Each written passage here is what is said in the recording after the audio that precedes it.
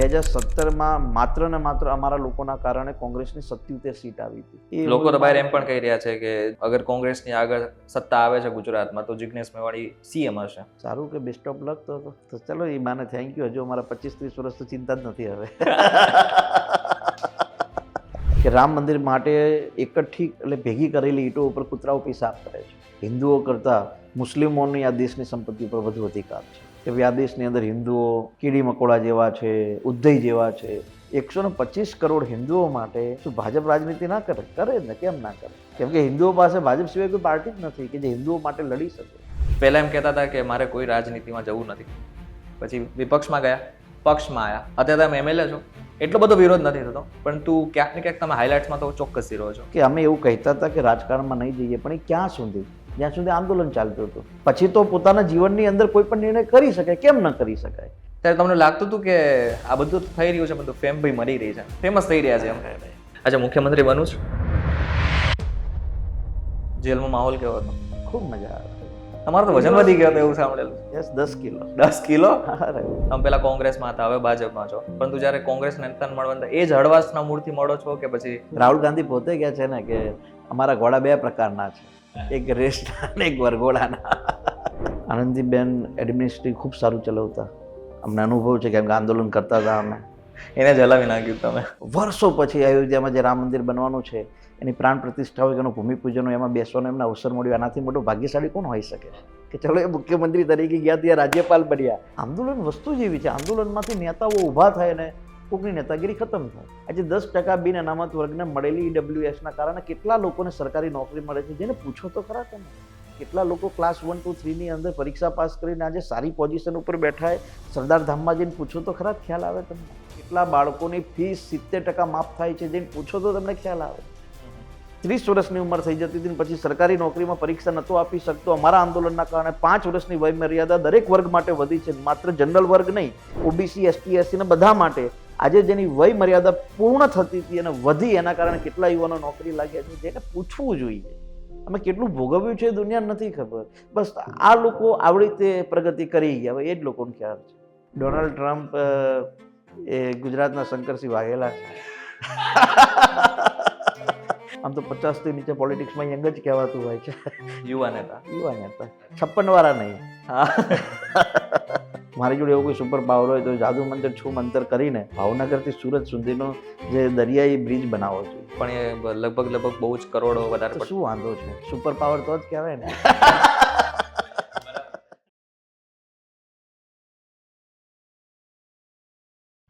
નમસ્કાર, VTV digital ઉપર તમારું સ્વાગત છે અને હું છું આપનો દોસ્ત કરણ ચડોતરા. ગુજરાતના રાજનૈતિક ઇતિહાસની જ્યારે પણ વાત આવે ત્યારે આપણી સામે આપણા માનસ પટેલ ઉપર ઘણા બધા ચહેરાઓ આવે. ચિમનભાઈ પટેલ છે, કેશુભાઈ પટેલ છે, આનંદીબેન પટેલ છે, નરેન્દ્ર મોદી છે, ઘણા બધા ચહેરાઓ છે કે આપણી સામે આવે છે. પરંતુ જ્યારે ગુજરાતના રાજનૈતિક ઇતિહાસના નવા વળાંકની વાત આવે ને ત્યારે આપણને 2015નું વર્ષ યાદ આવે. 2015નું એક એવું વર્ષ છે કે જ્યારે 21 વર્ષના એક પાટીદાર યુવાને આખી રાજનીતિના મૂળને હલાવી નાખ્યું હતું. આમ તો જો કે તમને ખબર પડી ગઈ હશે કે હું કોની વાત કરી રહ્યો છું, હાર્દિક પટેલની. આજે આપણી સાથે હાર્દિક પટેલ છે. હાર્દિકભાઈ, વીટીવી ડિજિટલ ઉપર તમારું સ્વાગત છે. Thank you. કેમ છો? મજામાં? એકદમ. આપણે જે પોડકાસ્ટનો છે મૂડ છે એકદમ હળવો છે. બિલકુલ. તમે એકદમ હળવા જ રહેજો. એક ગરમીની શરૂઆત છે પણ છતાંય હળવા રહીશું. આમ જો કે વિધાનસભામાં ગરમી તમારું વધારે જતી હશે. નહીં, બેસિકલી વિધાનસભાની અંદર સત્તા અને વિપક્ષ બંને પોતપોતાની વાત અને વિચારો રજૂ કરતા હોય, પરંતુ સત્તા પક્ષનું બળ વધુ મજબૂત છે, વિપક્ષનું બળ ઘણું ઓછું છે. પણ છતાંય વિપક્ષની સાથે કોઈ ઊભું રહેવા તૈયાર નથી, એટલે સત્તા પક્ષ વધુ મજબૂત છે. પણ આમ જોવા જઈએ જેટલા પણ વિડીયો વાયરલ થઈ રહ્યા છે એમાં ખાસ કરીને જિગ્નેશભાઈના વિડીયોઝ હમણાં સોશિયલ મીડિયામાં ઘણા વાયરલ થયા છે વિધાનસભામાં. આમ લાગે છે કે ખરેખર કંઈક કરતા હોય. પણ એક સમય તમે એક મિત્ર હતા ને, કે હજી પણ છો? મિત્ર હોવું એ ગુનો નથી. મિત્ર તો હું, અલ્પેશ, જિગ્નેશ, રાષ્ટ્રીય સ્તર ઉપર ઘણા એવા નેતાઓ છે જેની જોડે મિત્રતા હતી. અને મિત્રતા રાજકીય પક્ષોમાં અલગ હોવા છતાં પણ રાખવી એ જ સદભાવના છે. અને હું એવું માનું છું કે કોઈ પણ વ્યક્તિ કોઈ પણ રાજકીય પક્ષમાં રહી શકે, અને છેલ્લે મોટી એવો હોવો જોઈએ કે જે તે લોકોની સેવા કે પ્રતિનિધિત્વ કરવાનો આપણને અવસર મળ્યો છે એમાં આપણે પોતાની જાતને 100% આપીએ. એટલે હું એવું માનું છું કે હું તો મારે 100% આપું છું, તમે વિડીયોની વાત કરી તો વિધાનસભાના નિયમો પ્રમાણે વિધાનસભાના વિડીયો બહાર મૂકવા એ કાયદાની વિરુદ્ધમાં છે. બરાબર. તો એ છતાં જો કે હર્ષંઘવીના બી વિડીયોઝ તો આયા જ છે, એ ઓફિશિયલી વિડીયો છે, તમારે વિધાનસભાના અધ્યક્ષશ્રીની મંજૂરી લઈને વિડીયો લેવા પડે. મતલબ જિગ્નેશભાઈ અને એ બહારથી જે ટીવીમાંથી વિડીયો ઉતારતા હોય એ પ્રકારના છે. માનનીય અધ્યક્ષ શંકરભાઈએ પણ આ બાબતે ટકોર કરી હતી કે આવા જે પણ કોઈ વિડીયો ઉતાર્યા હોય એને તત્કાલ પોતાના પ્લેટફોર્મ સોશિયલ મીડિયાના હોય એમાંથી રિમૂવ કરવા જોઈએ. અચ્છા, વિધાનસભાની વાત કરી લઈએ. અંદર કેવો માહોલ હોય છે? આમ તો જો કે અંદર ઘણા બધા પત્રકારો તમે જોતા હશો, પરંતુ જ્યારે વિપક્ષ ને પક્ષના નેતાઓ મળતા હશે, તમે પહેલા કોંગ્રેસમાં હતા, હવે ભાજપમાં છો, પરંતુ જ્યારે કોંગ્રેસના નેતાને મળવા એ જ હળવાશના મૂળથી મળો છો કે પછી? નહીં, બેસિકલી વિધાનસભાની અંદર તો કાયદા ઉપર ચર્ચાઓ હોય અથવા કોઈ યોજનાઓ ઉપર પોલિસી બનાવવાની વાત હોય, આની ઉપર ચર્ચાઓ હોય છે. એમાં વિપક્ષ પણ પોતાના વિચારો રજૂ કરતી હોય. પણ બહુ નવાઈની વાત એ છે, આમ તો ખરેખર તમારા પોડકાસ્ટના માધ્યમથી ગુજરાતના લોકોને ખ્યાલ આવવો જોઈએ કે વિપક્ષ વિધાનસભાની અંદર પોલિસીમાં પોતાના વિચારો રજૂ કરવાની જગ્યાએ હવે સમય એવો આવી ગયો છે કે લોકો માત્ર મીડિયા હાઇલાઇટ માટે જ પોતાની વાત ત્યાં રજૂ કરતા હોય છે. એટલે કે કોઈ પણ વાત હોય તો થોડો વિરોધ કરવાનો, પ્રેક્ષક ગેલેરીમાં આવીને અથવા અધ્યક્ષની સામે આવીને વિરોધ પ્રદર્શન કરીને, એટલે શું ત્યાં મીડિયા હોય એટલે મીડિયા એને હાઇલાઇટ આપે. પણ જે પોલિસી કોઈ બનતી હોય, ચાહે યુનિવર્સિટી પર બનતી હોય, ચાહે ખેડૂતો ઉપર બનતી હોય, ચાહે જંત્રી ઉપર બનતી હોય, તો એમાં પોતાના વિચારો રજૂ કરીને એની અંદર કંઈક નાના મોટા સુધારા કરવા જોઈએ. મારે આજે આનંદિત સાથે કહેવું જોઈએ, જેમ કે અર્જુનભાઈ છે, તો જ્યારે એ વિપક્ષમાં હતા તો એ પોલિસીમાં પોતાના સુધારા સત્તા સામે મૂકતા અને સત્તા એને સહર સ્વીકારતી. પરંતુ અત્યારે હું એવું માનું છું કે માત્ર મીડિયા હાઇલાઇટ છે, બીજું કોઈ વિધાનસભાની અંદર વિપક્ષ તરફથી કોઈ વિશેષ એવું નથી થઈ રહ્યું જેનાથી સત્તાને પણ મજા આવે અને લોકોને પણ ગમે. પણ આમ જોવા જાય તો કોંગ્રેસ, તમને લાગે છે કે પહેલા કોંગ્રેસની સીટો, તમે જ્યારે હતા ત્યારે કોંગ્રેસમાં, અત્યારની સીટો, એવું નથી લાગતું કે ભાજપ વધારે ખેંચવા માંડ્યું છે કોંગ્રેસના નેતાઓ, કે કોંગ્રેસ નેતાઓ પોતે જ આવીને કહી દે છે? તમારા માધ્યમથી હજારો દર્શકોને ખ્યાલ આવવો જોઈએ કે હું મૂળ કોંગ્રેસી નથી. અમે એ પરિસ્થિતિ એવી થઈ એટલે કોંગ્રેસમાં 1 વર્ષ જેટલો સમય જવું પડ્યું. બાકી મારા ફાધરે બજરંગ દળ, VHP, ભાજપના મૂળ કાર્યકર્તા, એટલે મૂળ ભાજપ પરિવાર. પરંતુ કોંગ્રેસનો એ 1 વર્ષનો સમય, હું એવું માનું છું કે કોંગ્રેસ પાસે ગુજરાતના આવતા 20 વર્ષની કોઈ પોલિસી કે કોઈ વિઝન નથી. એનું શ્રેષ્ઠ ઉદાહરણ તમને આપું તો હમણાં જ કોંગ્રેસના પૂર્વ રાષ્ટ્રીય અધ્યક્ષ રાહુલ ગાંધી આવીને ગયા ગુજરાતમાં. એ પોતે પોતાની પાર્ટીના મંચ ઉપરથી એવું કહેતા હોય કે મારી પાર્ટીના લોકો ભાજપ સાથે જોડાયેલા છે, મારી પાર્ટી 2027ની ચૂંટણીની વાત નથી કરતી, મારી પાર્ટી આવતા 50 વર્ષનું વિઝન લઈને આવી છે. એટલે એવું માનું છું કે કોંગ્રેસ જોડે 50 વર્ષનું વિઝન તો ઠીક છે, પણ 2027માં શું કરવું એનું પણ વિઝન નથી. એટલે કોંગ્રેસ બહુ જ અલગ પોલિટિક્સ રમી રહી છે ગુજરાત સાથે, હું સ્પષ્ટ રીતે જોઈ શકું છું. વાત રહી ભાજપમાં આવ્યા બાદ 2017માં માત્ર ને માત્ર અમારા લોકોના કારણે કોંગ્રેસની 77 સીટ આવી હતી. યસ, એ સ્વીકારે કે ન સ્વીકારે, અમે ન હતા તો આજે શું એની હાલત થઈ એ પણ સૌ જાણે છે. પણ અમે લોકો રાજ્યના વિઝન ઉપર કામ કરવા માંગીએ છીએ ને એ તમને, આમ તો આપણે અમદાવાદ ઇન્ટરવ્યૂ કરવાનું થયું, પણ વિરમગામમાં ઇન્ટરવ્યૂ કર્યું હોત તો તમે છેલ્લા 2-2.5 વર્ષમાં અમે વિરમગામની અંદર ચાહે ખેડૂતો હોય, ચાહે યુવાનો હોય, ચાહે એ ગામડા માટે પાણીનો પ્રશ્ન હોય, રોડનો પ્રશ્ન હોય, આરોગ્યને લગતી વાત હોય, તો એને વિઝન સાથે એને જમીની સ્તર ઉપર મૂકી છે. ઘણીવાર આમ આદમી પાર્ટી અને કોંગ્રેસના નેતાઓ એવું કહેતા હોય છે કે ભારતીય જનતા પાર્ટી એ મંદિર સાથે અને સાંસ્કૃતિક વિરાસત સાથે જોડાયેલી પાર્ટી છે. બરાબર. પણ એની સાથે સાથે નવાઈની વાત તમને કહું કે માનનીય ભૂપેન્દ્રભાઈ મુખ્યમંત્રીના હસ્તે આ વર્ષે ગુજરાતના લગભગ 100થી વધુ તાલુકા કક્ષાની લાઇબ્રેરી મંજૂર થઈ છે. એમાં મારા વિરમગામમાં 3.5 કરોડની લાઇબ્રેરી છે. એટલે યુવાનોને પણ વાંચવાની પ્રેરણા મળે, યુવાનો સરકારી નોકરીની તૈયારી કરતા પોતાના તાલુકા પ્લેસ ઉપર જ તૈયારી કરી શકે એ પ્રકારની વ્યવસ્થા પણ થઈ રહી છે. એટલે સમયાંતરે એવું માનું છું ઘણો બધો બદલાવ આવશે. અચ્છા, એવું લાગે ક્યારે કે ધારાસભ્ય છે તો પોતાના ગામમાં વિકાસ કરવાનો ફાયદો મળી જાય? બિલકુલ મળે. હું એવું માનું છું કોઈ પણ રાજનેતા માટે, ઇવન આપણે પણ એવું વિચારતા હોઈએ કે આપણે કોઈને સલાહ આપીએ એના પહેલાં આપણું ઘર સારું હોવું જોઈએ, આવું દરેક લોકો એક માનસ પટેલ ઉપર હોય. તો એવી જ રીતે હું એવું માનું છું કે ધારાસભ્ય બન્યા બાદ 2.5 વર્ષની અંદર વિરમગામની અંદર અઢળક વિકાસના કામો અમે મંજૂર કરાવી શક્યા. 2.5 વર્ષમાં 1700 કરોડના કામો મંજૂર થયા છે. 1700 કરોડ 1700 કરોડ માત્ર 2.5 વર્ષમાં, હજુ તો બીજા 2.5 વર્ષ બાકી છે. એટલે એવરેજ અમે એવું માની છે કે 3,000 કરોડના કામો વિરમગામ વિધાનસભાની અંદર અમે મંજૂર પણ કરાવશું ને એમાંથી અત્યારે 1700 કરોડમાંથી 1,000 કરોડના કામો પ્રગતિ હેઠળ છે. અને લગભગ 2-3 મહિનાની અંદર માનીય સીએમ સાહેબના હસ્તે હજુ 2 ઓવરબ્રિજ જે અમારે ત્યાં સ્પેશિયલ ઇન્વેસ્ટમેન્ટ ઝોન છે, જે માંડલ બહુચરાજીનો, ત્યાં જવા માટે જે ફાટકો નડતા હતા ત્યાં ઓવરબ્રિજ પણ છેલ્લા આવતા 2 મહિનામાં એનું પણ ભૂમિપૂજન કરી રહ્યા છે. એટલે ધારાસભ્ય તરીકે વિસ્તારમાં ખૂબ લાભ થાય. બીજી એક વાત તમારા ધ્યાને મૂકું કે અમારું એક ચંદ્રનગર ગામ છે જ્યાં મારું મૂળ ગામ છે. એ ગામને અમે મોડેલ ગામ બનાવી રહ્યા છીએ, મોડેલ વિલેજ, જેમાં રાજ્ય સરકાર તરફથી પણ અઢળક સહયોગ મળી રહ્યો છે, લોકલ તાલુકા પંચાયત, જિલ્લા પંચાયતોમાંથી.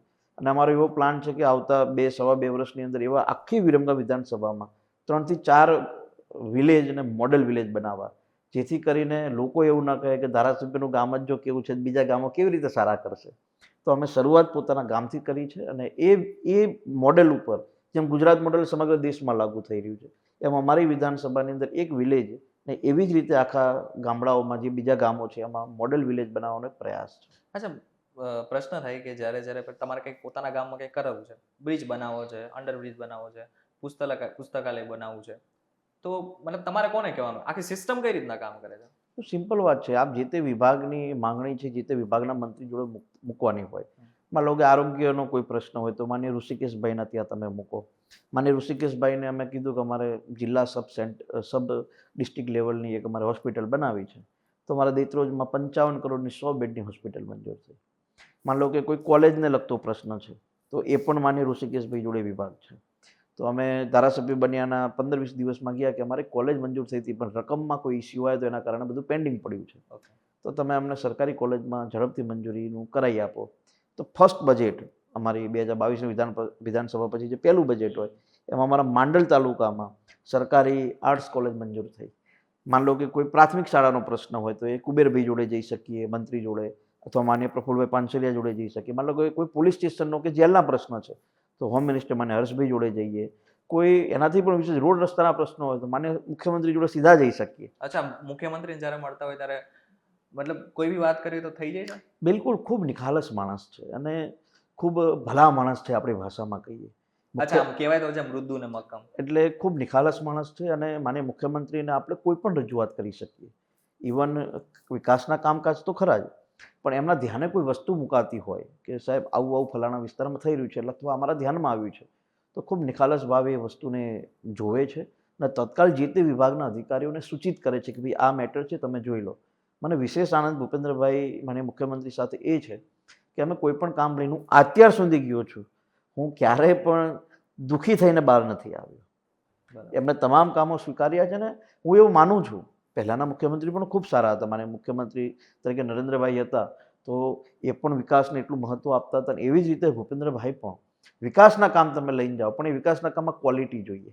એ વાત એ બહુ ભાર આપે છે કે તમે કામ જેટલા જો એટલા લઈ જાઓ પણ એ કામો આવતા 20 વર્ષ સુધી ટકે એ પ્રકારના કામો થાય એ દિશામાં આગળ વધવું જોઈએ. એટલે આ એક ચેનલ છે, આ એક પ્રોસેસ છે અને એમાં મુખ્યમંત્રી શ્રી નિખાલસ છે એટલે એમની આખી ટીમ જે મંત્રીમંડળની છે એ પણ ખૂબ નિખાલસ ભાવે કામ કરી રહી છે. પબ્લિક સામે તો લગભગ પબ્લિકે જોઈ લીધા છે ભૂપેન્દ્રભાઈ કઈ રીતના વર્તન કરે છે, પરંતુ જ્યારે તમે એકલા મળીએ અથવા તો ધારાસભ્યની મીટિંગ થાય ત્યારે એમનો સ્વભાવ કેવો છે? ખૂબ હસમુખો સ્વભાવ, વાત મજાક કરી લે, ખૂબ એમના દેખો, જે માણસની મહત્વાકાંક્ષા રાજનીતિ સાથે નથી એટલે એ હસમુખા ચહેરાથી તમારી સાથે વાતચીત કરી શકે.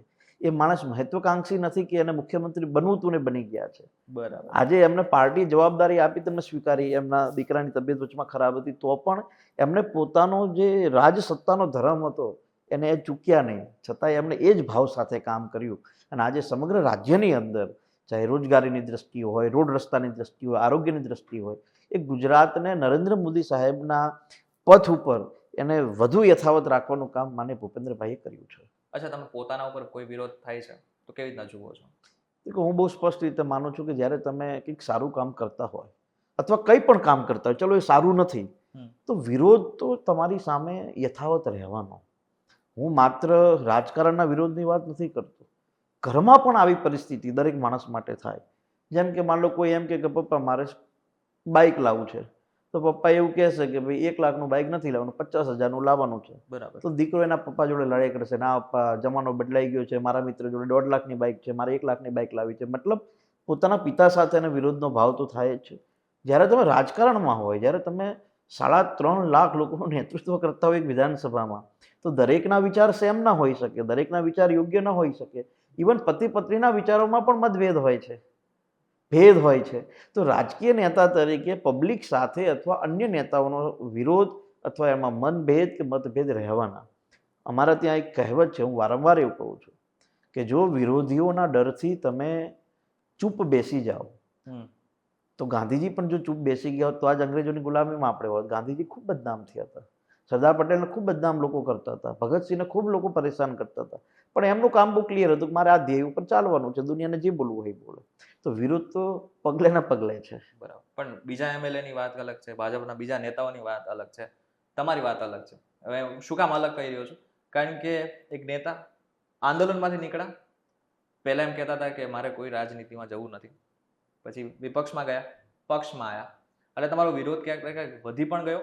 શરૂઆતમાં તમારો વિરોધ ખૂબ થયો, અત્યારે તમે એમએલએ છો, એટલો બધો વિરોધ નથી થતો, પરંતુ ક્યાંક ને ક્યાંક તમે હાઇલાઇટ્સમાં તો ચોક્કસથી રહો છો. વિરોધ થવો એ બહુ જરૂરી છે દરેકના જીવન માટે.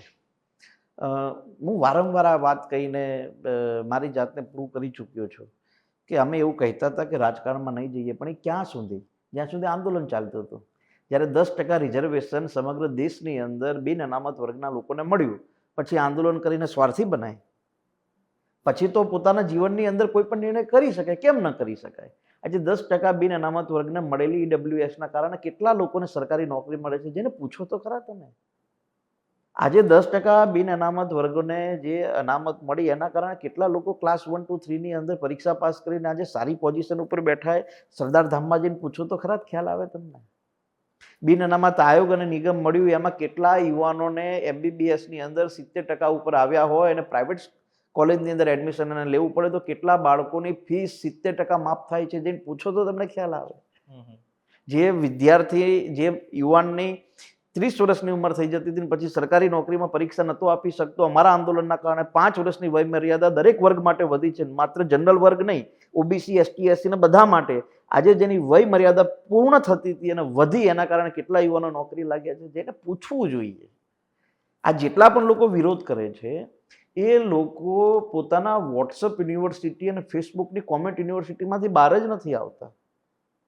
જે વ્યક્તિ તમને નવાઈ લે, તમે જાઓ બનાસકાંઠાની અંદર ને જઈને ત્યાં બ્રાહ્મણોને પૂછો શું એમની વ્યથા હતી. ને આજે જ્યારે 10% આર્થિક અનામતનો લાભ મળે છે, તેના બ્રાહ્મણો અમને ફોન કરીને કે હાર્દિકભાઈ આ અનામત મળી, એના કારણે અમારા છોકરાઓના નોકરી મળે છે.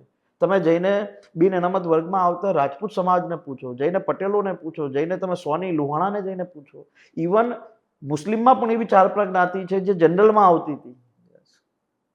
અને એવો કેટલોય સમાજ છે જે ગુજરાતમાં ઓબીસીમાં છે પણ સેન્ટ્રલમાં જનરલમાં આવે છે.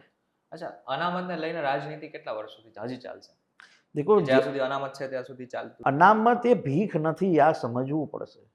અનામત એ કોઈને તમે ભીખ નથી આપતા. અનામત એ છે નેતૃત્વ કરવાની તક આપો છો.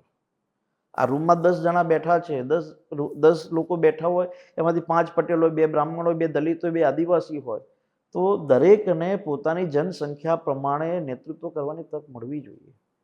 અને હું તો એવું બહુ સ્પષ્ટ રીતે માનું છું, જે લોકો એવું કહેતા હોય કે અનામત રદ કરી દેવી જોઈએ, અનામતને નાબૂદ કરી દેવી જોઈએ, આ બાબતે હું બિલકુલ સહમત નથી.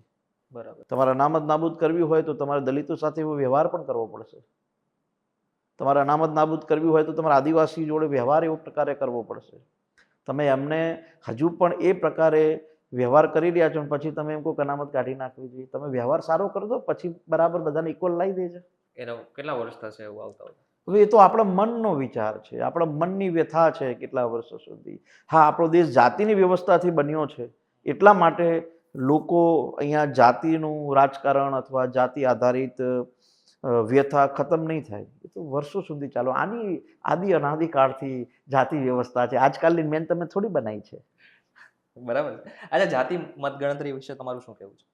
દેખો, જાતિ જનગણના આપણે 2011માં વસ્તી ગણના થઈ હતી, પછી વસ્તી ગણતરી સમગ્ર દેશમાં નથી થઈ. હું બહુ સ્પષ્ટ રીતે એવું માનું છું કે આપણો દેશ જાતિઓથી બનેલો છે, એને આપણે કોઈ પણ રીતે છુપાવી નથી શકવાના. ગુજરાતમાં ચાલો આપણે ભણેલા ગણેલા એજ્યુકેટ માણસો બની ગયા છીએ, નોકરી કરીએ છીએ, એટલે કદાચ એનાથી થોડા દૂર થઈ શકીએ, પણ મૂળમાં રહેલી વ્યવસ્થાને જ કોણ દૂર કરશે? હજુ પણ આપણા ગુજરાતમાં ઘણા એવા સમાજો છે જે એવું ઈચ્છે છે કે સમાજમાં જ મેરેજ થવા જોઈએ, સમાજની બહાર ન જવું જોઈએ. એટલે હું એવું માનું છું કે વસ્તી ગણતરી થવી જોઈએ, અને વસ્તી ગણતરીની સાથે જો દેશની અંદર હિતાવહ હોય, યોગ્ય હોય, તો જાતિ જનગણના થવી જોઈએ. અચ્છા, લગ્નની વાત કરી રહ્યા છો, તો તમારું માનવું છે કે બીજી જાતિમાં કે બીજી જ્ઞાતિમાં કે બીજા ધર્મમાં લગ્ન કરવા જોઈએ? બંને પરિવારની સહમતિ હોય તો કરવા જોઈએ. જાતિ ધર્મ કોઈ વસ્તુ સહમતિ હોવી જોઈએ, સહમતિ હોવી જોઈએ. માતા પિતાની સહમતિ હોવી જોઈએ, પછી ભાગીને મેરેજ કરવા. છોકરાની સહમતિ હોય, છોકરીની હોય, પણ છોકરીના મા બાપની ન હોય. જે વસ્તુમાં સહમતિ ન હોય એ લાંબો સમય ટકે નહીં, અને પછી દુઃખી થવાનું આવે જે માણસે પોતાનો પરિવાર છોડીને આવ્યો હોય. છોકરી પરિવાર છોડીને આવે, છોકરો નથી જતો પરિવાર છોડીને. બહુ જ રેર કેસની અંદર એવું બને છે કે છોકરો પરિવાર છોડીને જતો હોય છે. બાકી દરેક મેટરમાં તમે જુઓ તો છોકરી પોતાના મા બાપને છોડીને આવતી હોય છે, કેમ કે એના મા બાપ તૈયાર નથી હોતા. તો હું એવું માનું છું કે બંને પરિવાર સહમત હોય તો બરાબર છે, પણ જો એક પરિવાર સહમત હોય અને બીજો પરિવાર સહમત ન હોય તો આવી વ્યવસ્થાને હું બિલકુલ સ્વીકારતો નથી, કેમ કે એમાં એક ને એક પરિવાર ખૂબ દુઃખી થતું હોય છે. અને એવા ઘણા દાખલા મેં જોયા છે, જે સાબરમતી રિવરફ્રન્ટ ઉપરથી લોકો સાબરમતીમાં પોતાનું જીવન સંપલાવી દેતા હોય છે, છેલ્લે વિડીયો વાયરલ કરીને જીવન ટૂંકાવી દેતા હોય છે. તો એવું માનું છું કે સહમતિ બંને પરિવારની જરૂરી છે. અચ્છા, 2015 ઉપર આવીએ કે જ્યાંથી તમારી ચર્ચાની શરૂઆત કરી હતી, એટલે કે અનામત આંદોલનની. અચ્છા, પાટીદાર અનામત આંદોલન થયું, આખા ગુજરાત રાજ્યને ખબર પડી, ભારતને ખબર પડી, અને મોટી મોટી જે સત્તાધારી પક્ષ હતા એમને પણ લાગ્યું કે હાર્દિક પટેલ નામનો કોઈ યુવાન છે. પરંતુ જે સમયે તમે પાટીદાર અનામત આંદોલનની શરૂઆત કરી હતી ત્યારે તમને લાગતું હતું કે આ બધું થઈ રહ્યું છે, બધું ફેમ ભાઈ મળી રહી છે? શું ફેમસ થઈ રહ્યા છે? ફેમસ થવું અને જુગાનું જુગ બની જવું એ વસ્તુ અલગ. હું બહુ સ્પષ્ટ રીતે એવું માનું છું કે મારા ફાધર 10 વીઘાની જમીનમાં ખેતી કરતા વ્યક્તિ હતા અને સર્વસિબલ પંપનો બિઝનેસ કરતા હતા. મારું પરિવાર રાજનૈતિક પરિવાર નથી, એટલે કે મારા પપ્પા કોઈ જિલ્લા પંચાયતના સભ્ય હોય, તાલુકાના સભ્ય હોય, ફલાણી પાર્ટીના પ્રમુખ હોય કે ધારાસભ્ય હોય, એવું નહોતું. હું જ્યારે પણ 2015ની અંદર આંદોલનની શરૂઆત મેં કરી ત્યારે તમને નવાઈ સાથે આજ કહું છું કે મારા ફાધરને પણ એ મેટરની નથી ખબર કે શું ચાલી રહ્યું છે. અચ્છા. હું તો અમદાવાદ રહેવા આવી ગયો, મારા મિત્રને ત્યાં રહેતો, અમે આંદોલનની રેલીઓ કરતા. અમે શરૂઆતમાં જ્યારે રિવરફ્રન્ટ ઉપર સભાની વાત કરેલી તો એ 42 વાત અમે કરેલી કે થશે એવું, રિવરફ્રન્ટ ઉપર લાખો લોકો ભેગા કરી દઈશું, પણ અમે માત્ર નિમિત્ત બન્યા હતા. ખરેખર આ જે દુઃખ પીડા હતી એ ગુજરાતમાં અસંખ્ય બિન અનામત વર્ગના લોકોની હતી. એટલા માટે અમે લોકો એ આંદોલનમાં સફળ થઈ શક્યા. બીજું આંદોલન સફળ થવાનું અને ચહેરો બનવાનું મૂળ કારણ હતું અમારી જીદ. અમે જો બેસી ગયા હોત, અમે જો છોડી દીધું હોત તો આંદોલન સફળ ન થઈ શક્યું હોત. અને ચહેરો બનવાની વાત બહુ હું એવું માનું છું કે જીદની સાથે જીગર પણ અમારામાં હતી. અમારી જીગર હતી કોઈની સામે લડવાની, કોઈની સામે બોલવાની, અને એ અમારા વ્યક્તિગત સ્વાર્થ માટે નથી, કેમ કે સમાજમાં જે પીડા હતી એ પીડાને અમે બહાર લઈને આવ્યા હતા. અને પીડાના કારણે મારે આનંદિત સાથે એવું કહેવું પડે કે પ્રધાનમંત્રી મોદી સાહેબે એની નોંધ લીધી, 10% આર્થિક ધોરણે અનામત રાજ્યસભા અને લોકસભામાં પસાર થઈ. ગુજરાતમાં વિજયભાઈ રૂપાણી હતા ત્યારે બિન અનામત આયોગ અને નિગમ બન્યું. આનંદીબેન મુખ્યમંત્રી હતા ત્યારે 1000 કરોડ યુવા સ્વલંબન યોજના બની. લડો તો મળે. આપણે ત્યાં ગુજરાતીમાં કહેવત છે કે માગ્યા વગર તો માપ પણ નથી પીરસતી. તો સરકાર તો આપણી માય બાપ કહેવાય. સરકાર જોડે માગવું એ આપણો અધિકાર છે, દરેકે માગવું જોઈએ. આજે હું સત્તા પક્ષનો ધારાસભ્ય છું, અમારી સરકાર છે, ને કોઈ વ્યક્તિ સરકાર પાસે કંઈક માગતો હોય તો બિલકુલ એ વાતને સ્વીકારવી જોઈએ. હા, એ વાતમાં કેટલું તથ્ય છે, એ વાત શક્ય છે કે નહીં, એ પ્રકારે આગળના સ્ટેપો લેવાતા હોય છે. અચ્છા, અનામત આંદોલન કર્યું તો તમને જે જોઈતું હતું એ જ મળ્યું છે? બિલકુલ. અમે ક્યાં એવું કહેતા હતા કે ભાઈ સમાજના દરેક વર્ગને તમે અનામત આપો? અમે તો એવું કહેતા હતા કે જેની જોડે 5 વીઘા જમીન છે એને જ લાભ મળવો જોઈએ. અમે તો એવું કહેતા હતા કે જેના પિતા રત્ન કલાકાર હોય અને માત્ર 15,000ની નોકરી કરે છે એને લાભ મળવો જોઈએ. અમે તો એવું કહેતા હતા કે જે વિધવા છે, જેનો પતિ નથી, જેના દીકરાને ભણાવવા માટે તનતોડ મહેનત કરે છે એને લાભ મળવો જોઈએ. અમે એવું ક્યાં કીધું છે કે સુરતમાં રહેતા બિઝનેસમેન કે ડાયમંડ મેનના દીકરાને તમે અનામતનો લાભ આપો? આજ પણ એવો વર્ગ છે સમાજની અંદર જે સક્ષમ છે, લાભ નથી લેતો. ઇવન દલિત, આદિવાસી, ઓબીસી સમાજમાં તમે જાઓ, જે સક્ષમ સમાજ બની ગયો છે, જે સક્ષમ પરિવાર બની ગયો છે, એના દીકરા અનામતનો લાભ નથી લેતા. એ તો મનથી તમારે સ્વીકારવું પડે, મનથી છોડવું પડે. અચ્છા, આનંદીબેન જોડે વાત થઈ ક્યારે? ક્યારે હું એ માત્ર ને માત્ર આંદોલન સમયે જ્યારે અમે, હું તો એમ નથી કહેતો તમારા કોઈ વિરોધી હતા કે એવું કશું નહીં, હું પણ કોઈનો આંદોલન વિરોધી પતી ગયું, નથી. તમે પક્ષમાં છો હું ત્યારે, કોઈનો વિરોધી છું જ નહીં. ચાલો માની લીધું, પણ તું પક્ષમાં છો ત્યારે ક્યારેય પણ ફોન નહીં. કરીને કીધું કે ક્યારેય નહીં, ક્યારેય નહીં. તમે તો ફઈ કહેતા, રાઈટ? ભાઈ એટલા માટે કહેતા કે આનંદીબેન અમારા માંડલથી ચૂંટણી લડતા, હા, અને જ્યારે ચૂંટણી લડતા તેના મારા ફાધરને લોકો કાર્યકર્તાની ભૂમિકામાં બેનની ચૂંટણીમાં પ્રચારમાં જતા. અમારી જોડે સર્વસિબલ પંપનો બિઝનેસ હતો, એટલે અમારી જો કમાન્ડો જીપ હતી, આખા વિસ્તારમાં એક જ હતી, અને આનંદીબેન એ જીપમાં બેસીને ચૂંટણી પ્રચાર કરતા. બરાબર. એટલા માટે આનંદીબેન મારા ફાધરને દર રક્ષાબંધને રાખડી મોકલતા, તો રાખડીના સંબંધી તો ફૈબા જ થયા ને. ચોક્કસ. તો એટલા માટે હું ફૈબાનો શબ્દ ઉચ્ચારતો હતો. અને આનંદીબેન જ્યારે મુખ્યમંત્રી હતા ત્યારે હું એમને માત્ર આંદોલનનું જ્યારે અમારી મિટિંગ હતી કન્વીનરોની, ત્યારે એક ટાઈમ હું મળ્યો છું, પછી ક્યારે? બાકી હું ક્યારેય આનંદીબેનને મળ્યો નથી. અને અને લાગે છે કે તમારા પ્રત્યે કંઈક હશે, ગુસ્સો તો હશે ક્યાંક ને ક્યાંક કે ખુરશી ગઈ? ના ના ના ના, એવું બેસિકલી રાજકારણમાં તો એવું હોતું નથી. ઘણા એવા આંદોલનો થયા જેમાં ખુરશીઓ ગઈ છે, સત્તાઓ ગઈ છે. ગુજરાતની અંદર આંદોલન થયું, ચીમનભાઈને પોતે મુખ્યમંત્રી તરીકે ઉતરી જવું પડ્યું હતું. સાચી વાત છે. બીજું એક આંદોલન થયું ત્યારે કોંગ્રેસના મુખ્યમંત્રી માધવસિંહ સોલંકી હતા, એને પોતાની સત્તા છોડી દેવી પડી. આંદોલન વસ્તુ જ એવી છે, આંદોલનમાંથી નેતાઓ ઊભા થાય અને કોકની નેતાગીરી ખતમ થાય. અને હું તો એવું માનું છું કે કોઈકે તો મારો આભાર માનવો જોઈએ ને, કે આજે માન લો કે આંદોલનના કારણે આટલો બધો લાભ થયો, આંદોલનના કારણે આટલું બધું લોકોને વ્યથા ભોગવવી પડી. અમારી કોઈ 32 કેસ હતા. લોકો બાઇક લઈને જતા હોય ને સામે કોન્સ્ટેબલ ભારે તો રોડ બદલી નાખે લોકો. અમે એ પોલીસ સામે પોતાનો સંઘર્ષ કર્યો છે. 9-12 મહિના જેલમાં રહ્યા છીએ. જેલમાં માહોલ કેવો હતો? ખૂબ મજા આવે. તમારું તો વજન વધી ગયો હતું એવું સાંભળેલું. Yes, 10 kilo. 10 કિલો? અરે જેલ વસ્તુ એવી છે કે જ્યાં તમે યુનિવર્સિટી છે, જેલ, જ્યાં તમે શીખી શકો, વાંચી શકો, સમજી શકો, જાણી શકો, દુનિયાદારીને પોતાની અંદર ઉતારી શકો. જેલમાં પુસ્તકો ખૂબ વાંચીએ, જેટલું ભણ્યો નથી એટલા જ પુસ્તકો મેં જેલમાં વાંચ્યા છે. એટલે જેલ પણ એક અનુભવ લાભ છે. કયા પુસ્તકો વાંચ્યા હતા? ભગતસિંહને મેં ખૂબ વાંચ્યા. ભગતસિંહ? ખૂબ વાંચ્યા છે. ભગતસિંહના એ પુસ્તકોએ જ મને 12 મહિના જેલમાં રહેવાની પ્રેરણા આપી છે. બરાબર. એ ભગતસિંહ જ્યારે ફાંસીની એને સજા થતી હોય ને એની માં અહીંયા એને મળવા આવે ને એની માને કે રોતી નહીં, એ ભગતસિંહના કારણે એમ થયું કે ચલો મેં જો 23 વર્ષનો ભગતસિંહ પોતાની જાતને જો ફાંસી ચડાવી દીધો એ દેશ માટે, તો આપણી 21-22 વર્ષની ઉંમર હતી આંદોલન જેલમાં ગયો ત્યારે, તો 9 મહિના 12 મહિના એટલું જ રહેવાનું છે ને ક્યાં વધારે રહેવાનું છે? ફાંસી કોઈ ચડાવી નહીં દેવાનો, આપણે ક્યાં ગુનો કર્યો છે? અચ્છા, 12 મહિના તમે જેલમાં રહ્યા, તો મારે ખાલી જાણવાનો એટલું જ, કદાચ અમારા દર્શક મિત્રો મને બી જાણવાનો ઈચ્છા હશે કે જેલની અંદર શું શું થાય છે?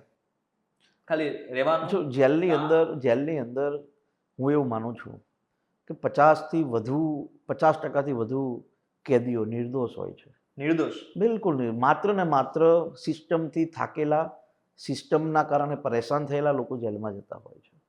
ઘણા લોકો એવા છે કે જેના જામીન થઈ ગયા હોય છે, સમજો આ વાત, પરંતુ એનો જામીનદાર નથી મળતો, એના કારણે 2-2 વર્ષ લોકો જેલમાં એક્સ્ટ્રા રહેતા હોય છે. 6-6 મહિના, 8-8 મહિના જેલમાં જામીન થઈ ગયા બાદ, કેમ કે એનો કોઈ જામીનદાર નથી બહાર. એટલે હું એવું માનું છું કે જેલની વ્યવસ્થા કોઈ પણ આરોપીને સુધારવા માટે હોય, પણ જે માણસ માત્ર સિસ્ટમથી દુઃખી થઈને જેલમાં ગયો હોય એનું શું? ઘણા લોકોને 14 વર્ષની આજીવન સજા મળતી હોય, આજીવન એટલે 14 વર્ષ, પણ લોકો 22 વર્ષથી જેલમાં છે, એનું શું? એવા લોકો માટે સરકારે મહેરબાન થવું જોઈએ જેને પોતાની સજા કાપી ચૂક્યા છે. અચ્છા, ઉઠવાનું, જમવાનું બધું ફિક્સ હોય? ફિક્સ હોય. સવારે 6 વાગે તમે ઉઠો, 10 વાગે તમારું 9 વાગે જેલમાં જ. પણ અમે લોકો ટિફિન, કોર્ટની મંજૂરીથી ટિફિન આવતું હતું, એટલે અમે કોઈ પાકા કામના કેદી નહોતા, અમે કાચા કામના કેદી કહેવાય. એટલે કે તમે સજા માટે નથી આવ્યા, માત્ર જ્યુડિશિયલ કસ્ટડીમાં આવ્યા છે. એટલે અને એવા ક્યાં 302ના આરોપી હતા, 376ના આરોપી હતા કે અમારી જોડે વ્યવસ્થા કે એ પ્રકારની વર્તન અમારી જોડે કરી જોઈએ. એવી કોઈના હિંમત નથી એવું વર્તન કરવાની. જ્યારે આંદોલનમાં હતા ત્યારે કોઈની તાકાત નથી એવું કરી ચૂકવાની, હવે શું કરે? અચ્છા, વિરમગામની વાત કરીએ તો ક્યારેક એવું થાય કે વિરમગામ ગયા હોય ને કોઈ એમ તમને રસ્તા વચ્ચે ઊભા રાખીને પોલિટિક્સની વાતો કરવા લાગ્યા હોય? ઘણા લોકો મિત્રો છે તમારા કેટલા? જો કે તમે તો વિરમગામ વિરમગામના જ મારી છો. જન્મભૂમિ છે, વિરમગામ મારી કર્મભૂમિ છે, વિરમગામ મારી રમતની ભૂમિ છે, વિરમગામ મારા અભ્યાસની ભૂમિ છે, અને જોગાનો જો કુદરત કરશે તો એ જ વિરમગામ મારી મરણની પણ ભૂમિ બનશે. પણ વિરમગામ એ ત્યાં અમે જો ભણ્યા ખૂબ, રમ્યા ત્યાં ખૂબ. હું ક્રિકેટની શરૂઆત મારા જીવનના અંડર-19 રમતો તો વિરમગામની શરૂઆત કરેલી, જ્યારે મહેસાણા ડિસ્ટ્રિક્ટ તરફથી રમતો બરોડા માટે. બરાબર. તો વિરમગામમાં ખૂબ મારા મિત્રો, ખૂબ મારા વેલ વિશર ખૂબ છે. વિરમગામની અંદર માતા બહેનોનો મારી ઉપર આશીર્વાદ ખૂબ છે. મેં 2.5 વર્ષમાં 27,000 બહેનોને અંબાજી અને સોમનાથના દ્વારિકાના દર્શન કરાયા છે. શું વાત કરે? 27,000 બહેનોને. બરાબર. અને એમાં જ્યારે અંબાજીની શક્તિપીઠની પરિક્રમા શરૂ થાય તો માન્ય હર્ષભાઈને વિનંતી કરું એટલે 200 મને ફ્રીમાં આપતા, અને બધી બહેનોને સવારથી લઈને સાંજ સુધી પ્રવાસ કરાવું છું. એટલે લોકોના આશીર્વાદે તો જ ચાલીએ ને. કે હું એ જ કહું છું, ક્યાં અમે કરોડપતિ છીએ, ક્યાં મારા બાપા બહુ મોટા નેતા હતા. હવે તો કરોડપતિ છો. કોણ કહે છે એવડી થોડું કરોડપતિ બની જવાય છે? અને જો બહુ સ્પષ્ટ વાત છે, અમે અમારી આંદોલનમાં અમારી ઉપર કેસો થતા હોય તો અમારી જોડે એવી મિલકતો હોત તો એ બીજું ના થઈ શક્યું હોત. કેમ એ બાબતે કોઈ દિવસ કોઈ ઇસ્યુ નથી થયો? અને આંદોલન ટાઈમે તો આ તો બરાબર અમે સત્તા પક્ષના ધારાસભ્ય છે, આંદોલન ટાઈમે કોઈ ભાડે મકાન નહોતું આપતું. અચ્છા. પણ એમએલએ થયા એટલે જ આજે અમદાવાદથી 15-12 કિલોમીટર બહાર રહેવું પડે છે ને. હજુ રહીએ છીએ. તમે આયા, તમે હોદવું નહીં પડ્યું ઘર? બરાબર છે. રહ્યો છો તો તમે આમ દૂર તો રહ્યો છો. તો દૂર રહેવું પડે, કેમ કે એ વખતે કોઈ મકાન નહોતું આપતું, એટલા પૈસા નહોતા સિટીમાં પૈસા મકાન લેવાના. એટલે બહારથી કોકની જોડે મિત્રો સાથે ઘણા બધા વેલવિશરોએ આપણને મદદ કરી છે, એમાં બિલકુલ ના નથી. અને જે પણ કાંઈ છે એ લોકોના સહયોગથી છે. આજે મારા ફાધર, હું 28 વર્ષનો હતો, મારા ફાધરની ડેથ થઈ. આજે મારા પરિવારમાં હું, મારી વાઈફ ને મારા મધર 3 લોકો જ છીએ. તોય જીગરથી લડીએ છીએ, દોડીએ છીએ. કે ઘણા લોકો ગયા મારા પરિવારનું શું થશે એની ચિંતામાં ઘરે બેસી જાય. બરાબર. અચ્છા, વાઈફની વાત કરીએ. જો કે તમારા લવ કમ અરેન્જ હતા, રાઈટ? હવે કેવું ચાલી રહ્યું છે પોલિટિક્સમાં આવ્યા પછી? બધું પહેલેથી રેડી જ ચાલતું. હું થોડું આજનો પોલિટિક્સમાં છું. પોલિટિક્સ તો 2015 થી ચાલે. 2015 થી છતાં બી તમારા જે લગ્ન હતા એ 2015 બાદ જ થયા. હા, 19 લાગે છે કે ટાઈમ નથી આપી શકતા? ના ના, જેટલો બને એટલો પ્રયાસ કરીએ છીએ કે પરિવારને સમય આપીએ. અને વાત રહી એ મારા ફાધર નથી એટલે મારા મધરને પણ સમય આપવો જોઈએ. એટલે એવો પ્રયાસ કરતા હોઈએ છીએ કે ઘરે કાર્યક્રમ પતી જાય તો ઘરે પહોંચવાનું. માન લો કે અમદાવાદ વિરમગામ કાર્યક્રમ હોય તો ઘણીવાર રાત્રે આવી જઈએ. સવારે ભલે પછી 6 વાગે 7 વાગે જવું પડતું હોય, પણ પરિવારને પૂરેપૂરો ન્યાય આપવાનો પ્રયાસ કરીએ છીએ. હું એવું માનું છું કે રાજકારણ એ એક પાર્ટ છે તમારા જીવનનો, પણ પરિવાર એ મહત્વનો પાર્ટ છે. કેમ કે તમને જે પણ કંઈ શક્તિ મળે એ પરિવાર જ આપે. જેલમાં જઈએ ને સાહેબ, તો પરિવાર સિવાય કોઈ મળવાય નહીં આવતું. જ્યારે તમે દુઃખી હોય ને ત્યારે પાડોશીએ ના આવે ને ઉભો રહે, પરિવાર જ ઉભો રહે. એટલે પરિવાર તો તમારી શક્તિ હોવી જોઈએ, પરિવાર તમારી તાકાત હોવી જોઈએ. અને પરિવાર જોડે હશે તો તમને લડવાની પણ મજા આવશે. કે દુનિયા છે કે નહીં જોડે કંઈ નહીં, પરિવાર તો છે ને. અને કહેવાય ને કે ગમે એટલી શક્તિઓ સામે કામ કરતી હોય, મા કે બાપ જોડે હોય તો એ શક્તિઓ સામે લડી શકે. અચ્છા, નેતાઓની વાત કરીએ. ધારાસભ્ય તરીકે તમને એવું કોણ લાગે છે કે ધારાસભ્ય આ બેસ્ટ ધારાસભ્ય છે? બહુ ઇન્ટરેસ્ટિંગ ક્વેશ્ચન એટલા માટે છે કેમ કે ફર્સ્ટ ટાઈમ એવું બન્યું છે કે આ એસેમ્બલી યંગ એમએલએથી ભરાયેલી છે. ખૂબ યંગ એમએલએ છે.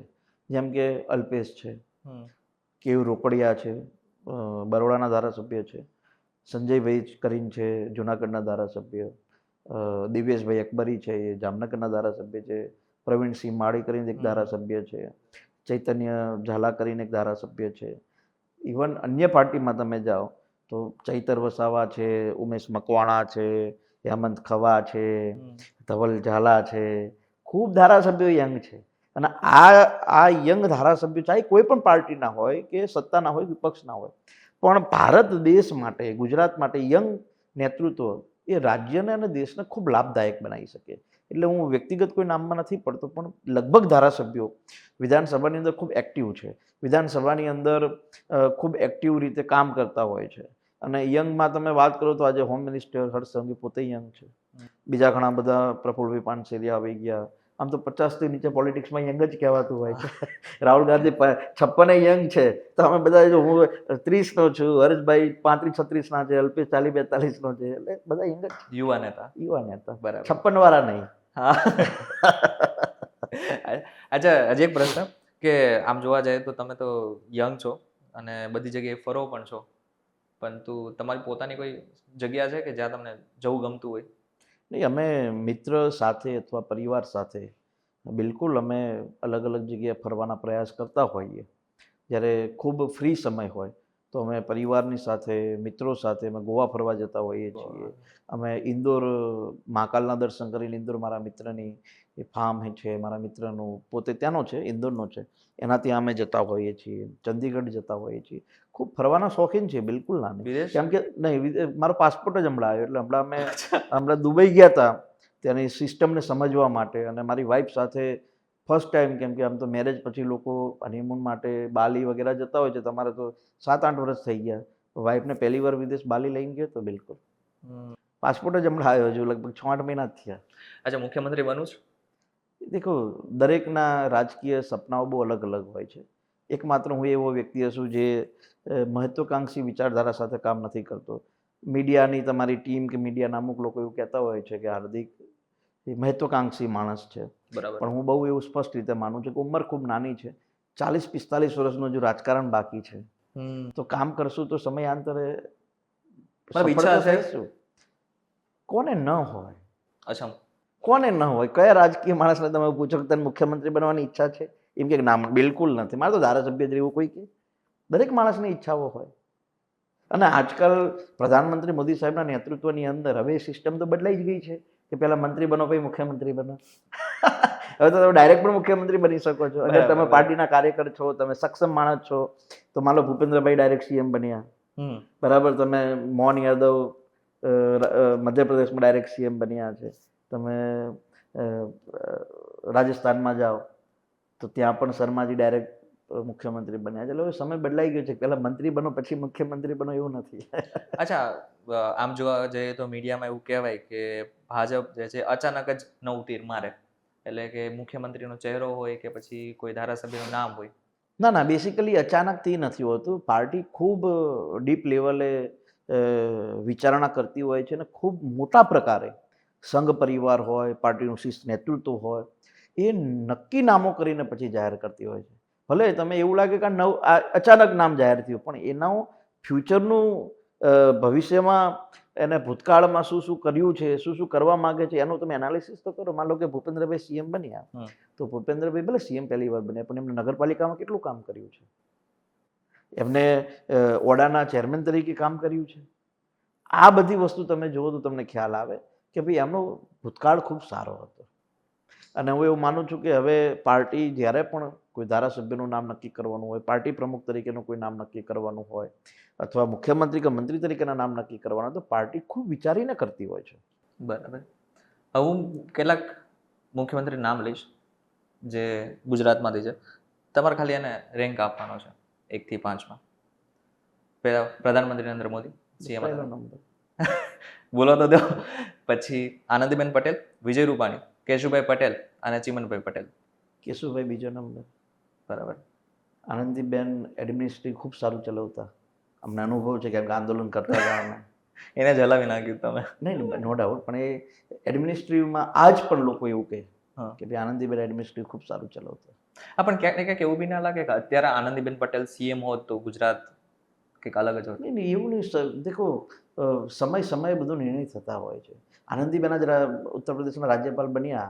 એમની એમના નીતિમાં એવું લખ્યું હતું કે અમને વર્ષો પછી અયોધ્યામાં જે રામ મંદિર બનવાનું છે એની પ્રાણ પ્રતિષ્ઠા હોય, એનું ભૂમિપૂજન હોય, એમાં બેસવાનો એમને અવસર મળ્યો. આનાથી મોટો ભાગ્યશાળી કોણ હોઈ શકે? વાહ, જોરદાર.